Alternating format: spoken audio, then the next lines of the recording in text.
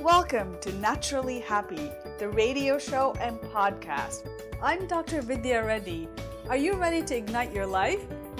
Because it's time to foster your happiness, your relationships, and your health.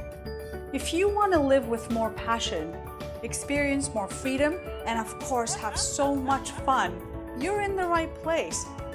So close your eyes, open your ears and your heart, and join me on your journey to living happy naturally. What a pleasure and what a joy it is to be with you, working and exploring with you and loving with you. Hello everyone and welcome back to Naturally Happy. I'm Dr. Vidya Reddy. I'm so happy and so grateful that you're here every single week to learn, to grow, to make a difference in your life and in the life of others. I'm all about building a conscious community of change makers. All of you want to change your life and change the life of others and make an impact in this world. You are definitely in exactly the right place. Thank you for sharing your insights, your takeaways on Facebook and Instagram. And make sure that you've subscribed, rated, and reviewed this podcast, which would mean so much to me.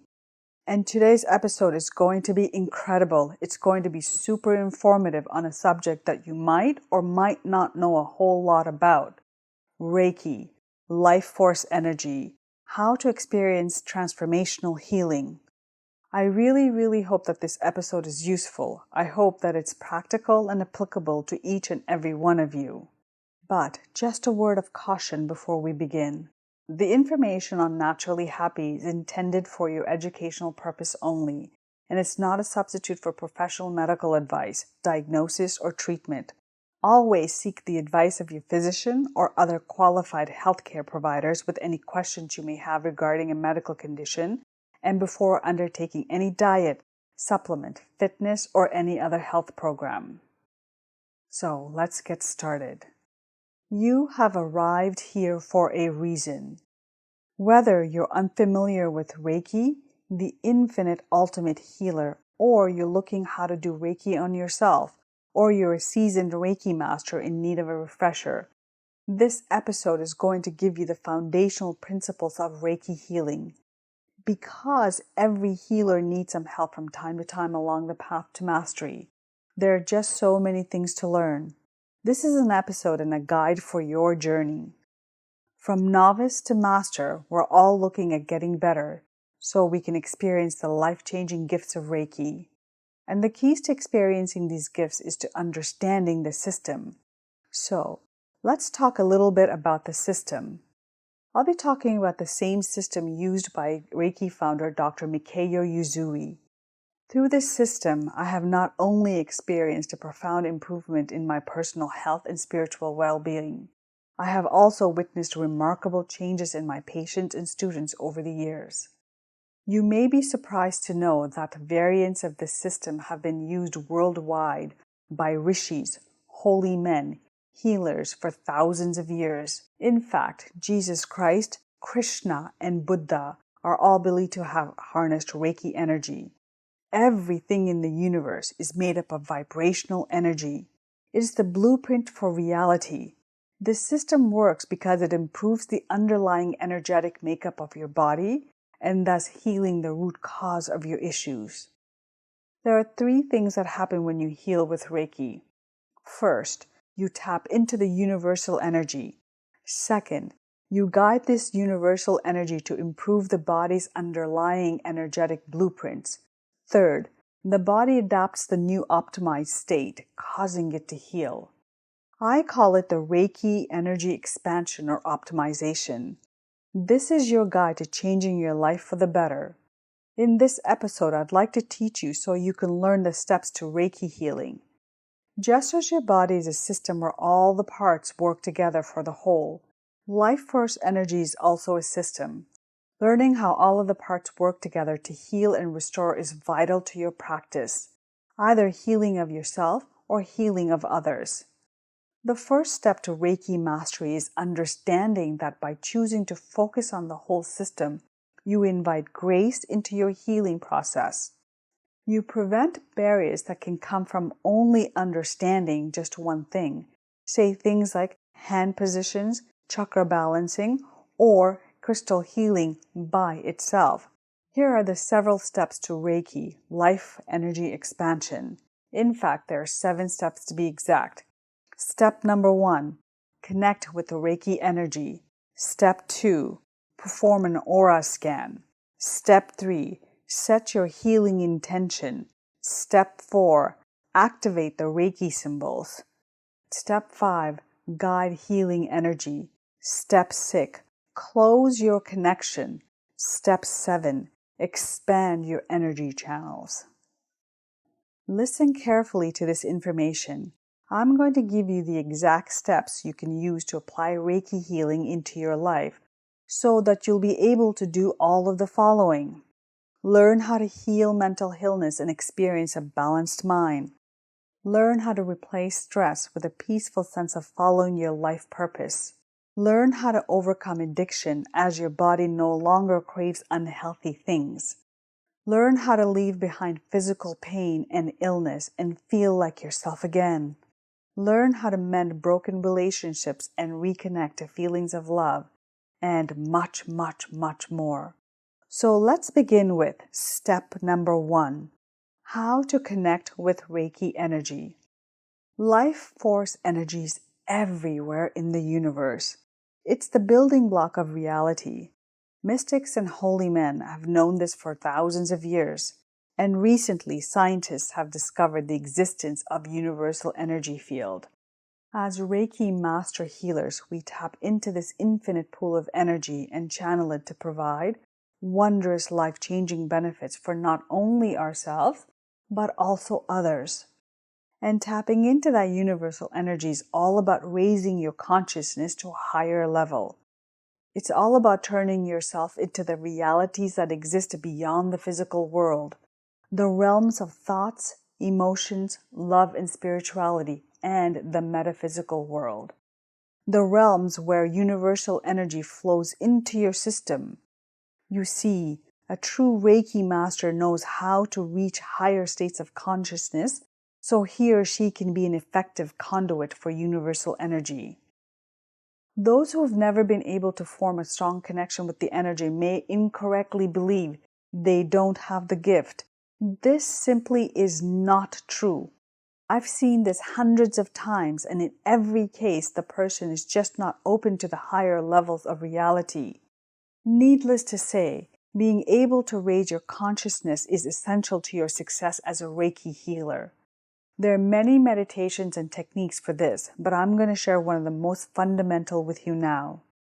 The Reiki Invocation. Universal energy has a consciousness.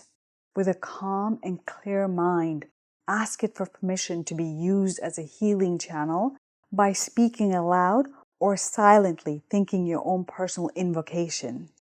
This should be in line with your own beliefs and should focus on passing unconditional love and pure healing. Here's an example of one I personally like to use. I call upon universal energy and all those who have worked with Reiki in the past, present, and future to draw near and take part in this healing session. I ask that the power and wisdom of universal energy permits me to become a channel for its unconditional love and healing, and may its infinite wisdom go exactly where it is needed the most. May we all be empowered by your divine love and blessing. As you can see, you're asking the universal energy for its help and healing. But something deeper is going on here. By speaking this invocation, you're not focusing on yourself anymore. This isn't about the healer. You have to disassociate from your own ego to raise your consciousness, so the universal energy can use you as a channel for its healing gifts. Powerful healers open their channels by using invocation to disassociate from their ego. Do you see how you're giving up any claims to power? By acknowledging that you're simply a conduit for universal energy to flow, you are letting go of your ego and aligning your beliefs with a higher truth. It's a powerful shift of focus. By letting go of the beliefs that don't align with the laws of the universe, you have opened yourself up to be a channel for universal energy, and that allows you to connect with it by visualizing energy enter your palms. The reason visualization is such a powerful way to connect with energy is because it helps you focus your will, and since universal energy exists beyond the physical level of reality, you need to use your will to work with it. While there are any number of visualization you can use to connect with Reiki energy, I like to use one I call the infinite light visualization. And here's how to work with it. Close your eyes and take a deep breath in. As you exhale, visualize beams of bluish white energy surrounding you, stemming like threads from the ground and up through the skies. Feel yourself bathing in the energy from this infinite field of light all around you. Inhale deeply, and as you exhale, concentrate on your palms, focusing your will on calling the energetic light around you into them. Visualize the light entering your body and flowing through it into your palms, causing them to glow with cool white energy. Feel your palms radiating this loving, healing, universal energy. The key here is not about getting all the details right, but it's about what the energy looks like. Some people can see universal energy and others cannot. For those that haven't learned how yet, you should visualize how you feel or sense it appears using your intuition. The key is that by visualizing the connection taking place, you're focusing your will on making that connection happen. And as with all energy work, your thoughts and willpower are what cause reality to take shape. Visualize the energy entering your palms to connect with it. In the next step we'll look at now is how to detect blocked and negative energy in the body. So let's move on to step 2. Perform an aura scan. This may shock you, but your body does not give off an aura. An aura is a type of universal energy that appears to surround objects and living things. However, this is just the way we perceive it. Your aura is actually in and of you, and your body is an overlay on it. In other words, you are not giving off an aura. Your aura is giving off you. Here's how that affects your health and life. Your aura puts out and absorbs information. Think of it as a part of your energy system that can both transmit and receive signals. Auras can appear to have different properties such as different colors, different shapes, different textures, sizes, and patterns. Your memories, thoughts, emotions, and experiences all exist inside your aura and affect your health. Since your body is a physical projection of your aura, your physical health is dependent on the health of your aura. For example, if you think a certain negative thought often, it will appear to show up in your aura as a dark, muddy blob, and that takes shape as a physical symptom. Remember, you are not giving off an aura. Your aura is giving off you. Pain, obesity, depression, relationship problems. These are all symptoms that manifest from your aura. By scanning your aura or someone else's aura, you can tell what needs to be done to bring it back to a healthy state, to heal the cause of your or others' symptoms. You just need to understand, number 1, how to tell which areas of the aura have problems. Number 2, how to sense what circumstances led to aura being the way it is. Scanning your aura is worthless if you don't understand the Reiki Healing Lifeforce energy as a system. This is why you're lost. You have no map. You have no system. We can teach you to scan auras using techniques like high sensory perception or feeling with your hands, but first you need to understand the system. The goal, no matter which symptoms you're trying to heal, is to correct the body's energy using Lifeforce energy healing system. Self-treatment or a treatment session of someone else always begins with setting your healing intention. So, step number 3 is to set your healing intention. In the next 3 sections, I'll be discussing number 1, setting your healing intention, 2, activating the Reiki symbols, and number 3, guide healing energy. Show you how to heal the underlying energetic problems that cause physical symptoms. Your healing intention is the end result of what you would like to experience from your healing sessions, whether it be to mend an injury, have more positive emotional state, find balance in your life, or something else. You see, intention is simply a message. It's like when you send a text message to a friend. You are simply communicating something. But in this case, the message is received by the aura of the person that you are healing, whether that's yourself or somebody else. If the message is strong and clear, the aura will accept it and transform itself to match the positive message you are sending. And then the aura will project its new and improved state to the physical body. It's no wonder that in the medical community, the word intention means the healing process of a wound. Your healing intention tells the aura what form it should take, because the next steps in the healing system rely on your healing intentions. Getting them right will boost the effectiveness of your healing throughout the rest of your healing session. But only a dominant healing intention will be accepted by an aura. Dominant, gracious healing intentions can cause life-changing healing benefits to blossom into reality, and you'll be relieved to hear they're all created using the same method. Visualization is the key to manifesting your desires.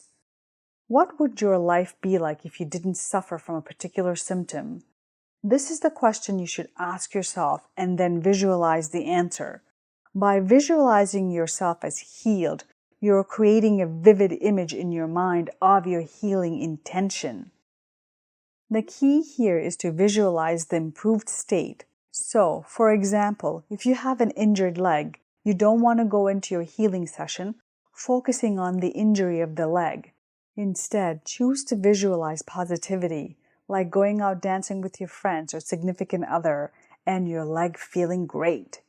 Another way to do this is to visualize the injury repairing itself, the tissue being healed and the pain going away.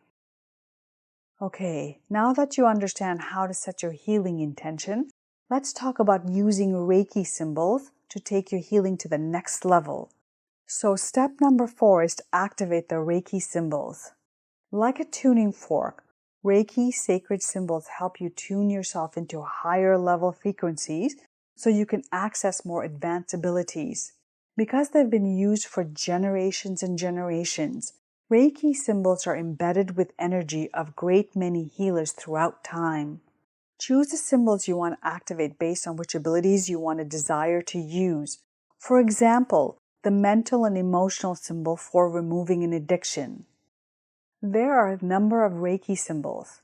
The first Reiki symbol is known as the power symbol, Choku-rei. This is a powerful symbol used to amplify healing energy, provide spiritual protection, infuse food with energy, and empower other symbols. The second Reiki symbol is known as the mental and emotional symbol, Sei-hi-kei. This symbol is tuned to the ultimate energies of love and well-being and is used for calming and restoring mental and emotional states, removing addictions, and releasing negative energies. The third symbol is a distance symbol, Hanshi-jo-sen. This is the unifying symbol of enlightenment and peace, used to send healing energy over distance and time to anyone in the past, present, or future, and to send distance attunements. The fourth is a master symbol, Reiki-mai. This is the most powerful symbol in Reiki, used by Reiki Masters to heal the soul. heal illness and disease in the aura, and create wondrous life changes. I actually have a visual representation of each of these powerful 4 symbols available to you on my website, naturally-happy.com/podcast, under the title Reiki. Remember, above all, everything in the Reiki energy healing system works together to harness transformational life force energy to change your life and the lives of others for the better. No matter where you are right now, you'll be surprised at how quickly and dramatically Reiki symbols can manifest changes in you. Do you suffer from addictions to food, drugs, or alcohol? Are you in constant physical or emotional pain? Is your environment surrounded by negativity? Do you go through the day feeling drained and uninspired? All of that can change as you begin to allow the universal life force energy into your life. Be grateful. You're on the path now. If you've been feeling hopeless, feel hope now. After you activate the Reiki symbols, you can transmit healing energy into the areas in need of healing. I'll show you how to do that in the next step. Now, on to step number 5, to the essentials on how to guide healing energy. You may be aware that as a healer, you can use hand positions to guide energy into the aura and the chakras to heal. Honestly, the hand positions will get you nowhere by themselves, but you can manifest dramatic healing in your life if you start by forming a strong connection with the Reiki energy, diagnosing your aura, visualizing the positive changes, and tuning into the Reiki symbols. After all, those steps lay the foundation of your healing session so that you can channel as much energy as possible and use it for the right purpose.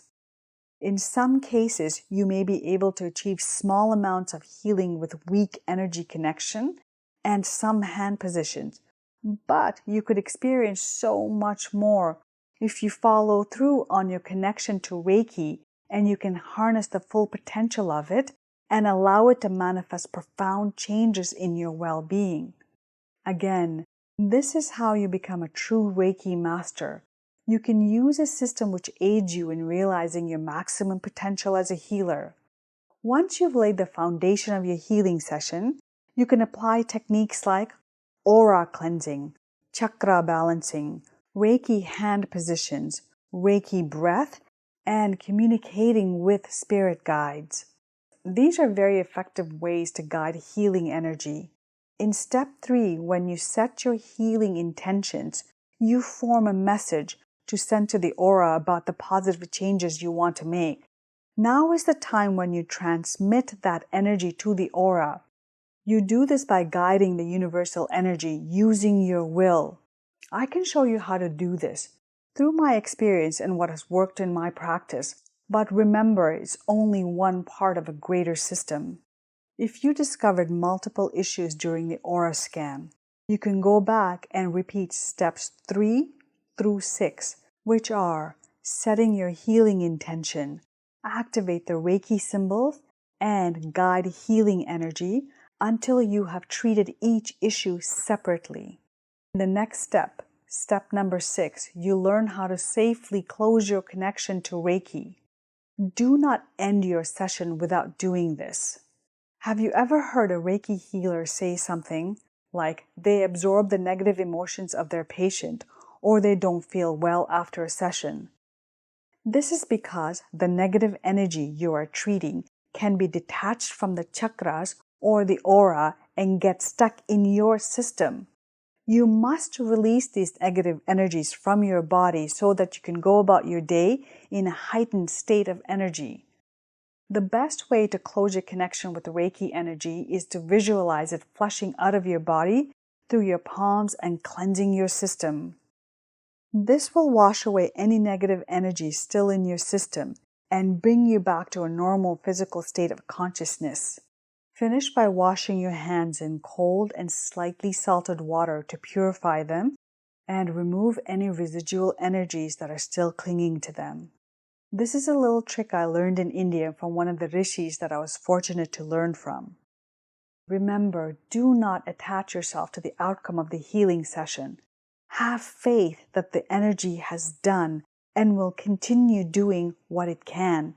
If you followed your connection to the Reiki energy, then you have done your part as a conduit for healing energy. But there is one more thing you must do to thoroughly heal. This brings us to step number 7, and that is to expand your energy channels. You'll want to keep increasing your energy channeling ability between sessions so that your healing will become more effective, so that you can progress to higher levels, and so that you can perform more advanced techniques, like distance healing, for example. There are 2 main things you can do to expand your energy channels. The first is Qi exercises. Qi is very natural, so it flows in and through people whether they're familiar with the concept or not. What needs to be trained is to experience this flow, increase it, and learn how to utilize it better. For good Qi to flow, several things have to be worked on, mainly posture, your breathing, center, and extension.